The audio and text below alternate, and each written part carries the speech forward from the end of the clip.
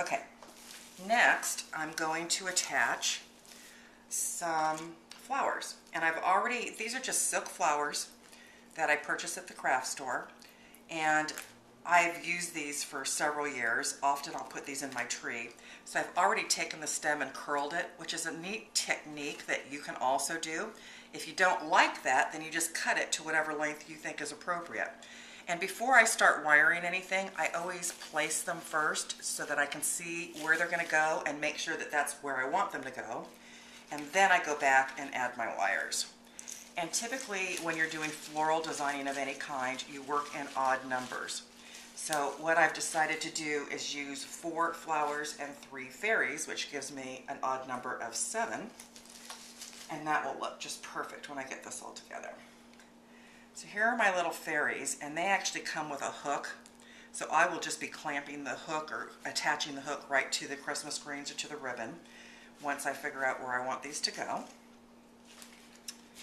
And basically it's going to be a flower, a fairy, a flower, another fairy, a flower, and one last fairy. Okay. Alright, so that looks like it will be evenly spread. And now I'm going to take another wire, and again I'm going to attach these flowers. I'm going to use a bigger wire because what I want to do on these is go all the way through around to the back. So I'm going through one of these loops to make sure that I've got a good attachment, a good grip. And then I'm pulling the wire around to the back and giving it that good twist. Okay, and then I can come back and reposition my flower. I'm going to do all of my flowers first, and then I'm going to go back and attach my fairies. So again, I'm going to take the wire, I'm going to find a loop that I can go right through, and I'm going to pull really tight around to the back. I'm grabbing both ends of my wire and just pulling as tight as I can and giving it a twist. Okay, and then I come back up here and then I readjust my flower where I want it to be. I've got 2 more of these to go, and then we'll attach my fairies. So again, I found a loop.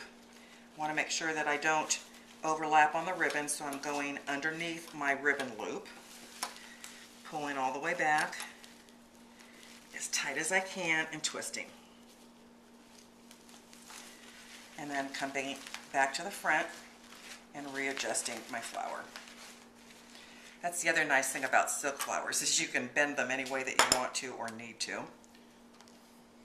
Okay, one more, going underneath that ribbon, through a loop of the silk flower, pulling all the way to the back as tight as I can and twisting.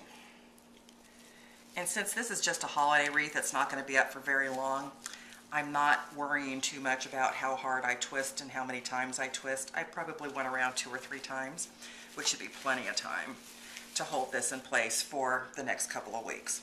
If you were going to be doing a wreath that was going to be up for longer, you might want to make sure it's fastened a little bit better. Depends on where you live and what kind of weather you have, but if you have any kind of wind or elements that are going to get to the wreath, that would be an important consideration. Okay, and I have these little ends where I put my 2 loops or tails together, and I'm going to cover those up with a fairy. There also happen to be some pine cones here, which is okay. I don't need to worry about that. It just adds a little more texture. I just love my little fairies. Okay, and then I've got to put one more right through here. That feels pretty sturdy. And I'm going to put one more on this side, making sure to grab a nice branch.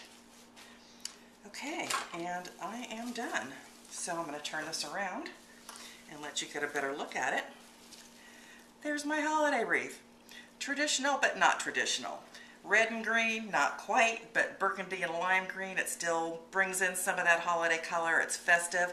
I'm going to tuck that little tail underneath my fairy because I don't want to see that. And that's going to go on my front door. Hope you enjoyed that. Thank you.